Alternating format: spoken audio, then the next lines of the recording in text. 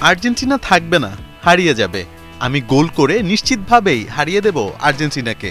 ম্যাচের আগে এভাবেই নিজের দাম্ভিকতা প্রকাশ করেন Brazilian forward Raphinha. Match result Argentina 4, Brazil 1। গোল পাননি রাফিনিয়া, গোহারা হেরেছে ব্রাজিল।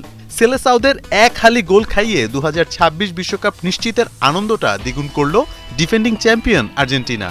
ঠিক এই ছবিটির মতোই রাফিনিয়াকে চুপ করিয়ে দিয়েছে ডিপল, এনজো ফার্নান্দেস, লিসান্দ্রো পারাদেসরা। মেসি নেই Dybala, Lautaro Martinez.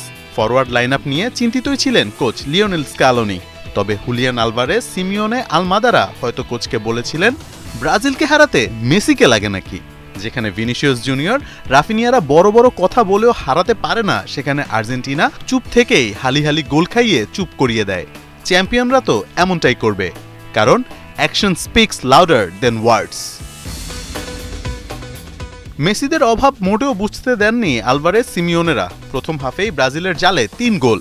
Fernandes, Mac Allister, আলভারেজদের তোপে দিশেহারা ব্রাজিল গোলকিপার বেন্তোন।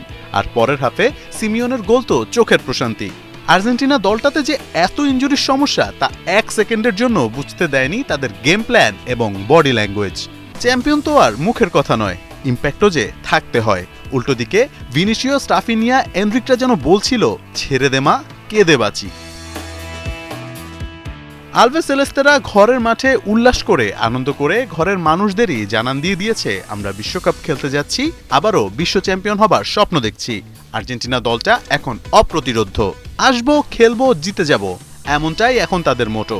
মেসি ছাড়া আর্জেন্টিনা চলবে না, খেলতে পারবে না। নিন্দুকদের এমন কথার চপাটাঘাত করেছে ডিপলরা। উত্তর দিয়েছে মেসিকে ছাড়াই ব্রাজিলকে 1 হালি গোল দিয়ে। আর্জেন্টিনা তো শুধুই দল নয়, একটা ব্র্যান্ড। মোহাম্মদ আদনান, ৭১।